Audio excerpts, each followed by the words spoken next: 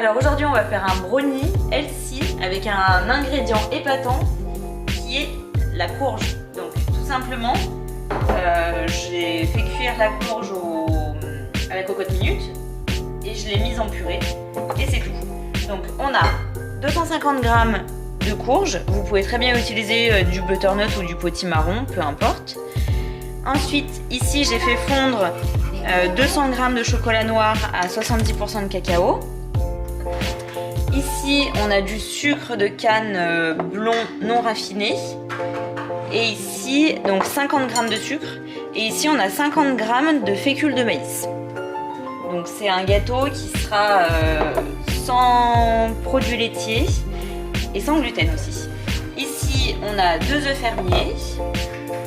Et ici, alors moi j'aime bien mixer un peu les noix que je mets à l'intérieur de mon brownie. Donc on a des noix de Grenoble, des amandes et des noisettes que j'ai à peine concassées pour avoir encore beaucoup de morceaux mais qui ne soient pas entiers.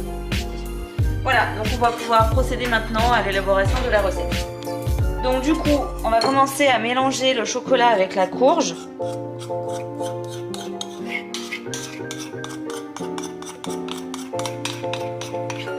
Voilà. Rien gâcher, on va racler bien tout le chocolat. Hop. Donc on mélange les deux.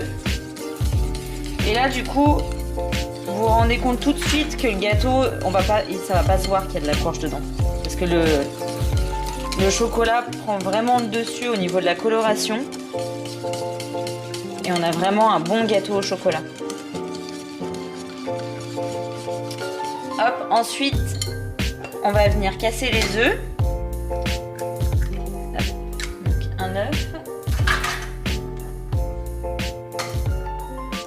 Et le deuxième. Donc là, en fait, la recette, elle est vraiment simple. Il n'y a rien de, il n'y a pas de partie technique. C'est un bon gâteau familial à faire un dimanche neigeux. Ou pas. Voilà, donc on mélange bien la préparation. Ensuite, alors honnêtement, l'ordre des ingrédients, c'est pas très important. Là, je vais mettre le sucre.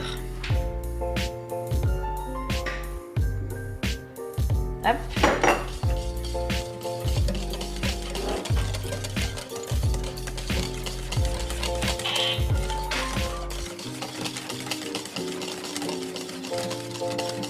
Et par contre, si je disais que l'ordre n'est pas important, mais il y a juste le... Donc ici c'est de la fécule, c'est pas de la farine, mais voilà, la fécule à mettre en dernier. Pour éviter d'avoir des grumeaux. Il faut vraiment que le mélange soit homogène. Hop.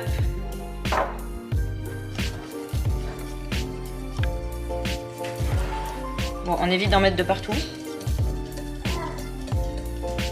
La fécule, ça va permettre d'avoir vraiment un gâteau qui est léger, mais qui a quand même la consistance d'un brownie, puisque c'est ce qu'on recherche. Et puis l'avantage du sans gluten, c'est que déjà pour les intolérants, il n'y a pas de souci. Et puis c'est un gâteau qui est vachement plus diététique du coup. Je vous expliquerai un jour pourquoi je ne consomme plus de gluten.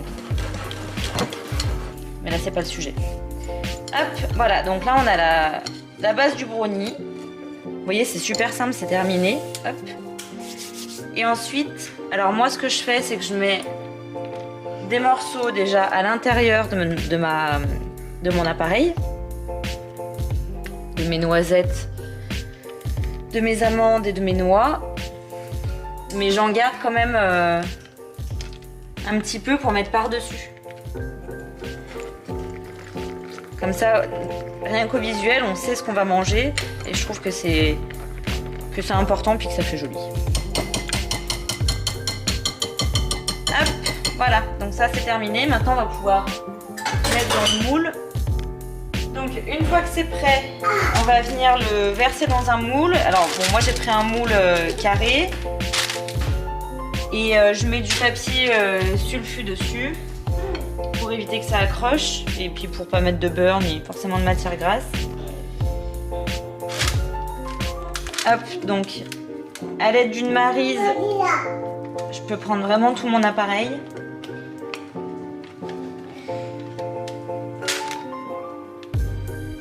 Ça sent déjà super bon, ça donne trop envie.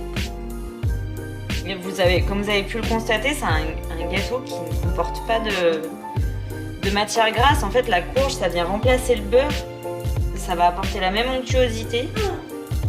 Et du coup, j'en mets de partout. Et du coup, c'est un gâteau que vous allez pouvoir manger avec beaucoup de plaisir et sans aucune culpabilité. Et comme vous pouvez l'entendre, les enfants derrière, ils vont adorer. Et ça permet aussi d'avoir des goûters qui soient bons pour eux.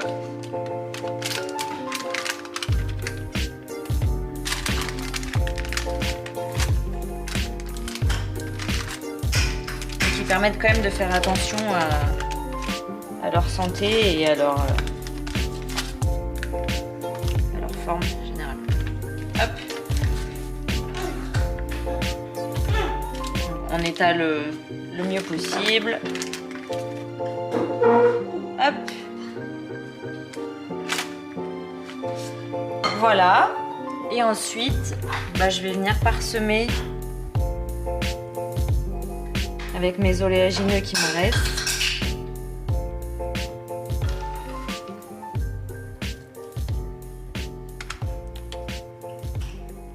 Et là, tout de suite, ça apporte beaucoup de gourmandise visuellement. Et c'est trop bon. Hop. Pour la petite information, j'ai fait préchauffer mon four avant de commencer la recette. 180 degrés. Comme ça, j'ai fini de préparer. Mon four est chaud, je vais pouvoir enfourner. Voilà, donc simplement au four, donc 180 degrés. Et on va le mettre entre 25 et 30 minutes. Moi je le mets 25 minutes et puis je verrai si ça s'est cuit ou pas. Voilà, on se retrouve tout à l'heure pour vous dévoiler la fin du gâteau. Et voilà, après 25 minutes passées au four, et puis moi ce que j'aime bien faire avec les brownies, pour que ça fasse encore plus comme les vrais brownies américains, c'est les couper en gros carrés comme ça.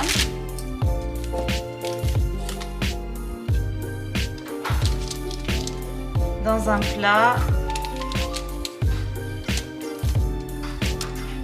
Et vous voyez, ils sont bien garnis à l'intérieur. Et ça va être trop bon. Voilà, la recette est terminée. Et maintenant, il ne reste plus qu'à déguster. Bon appétit!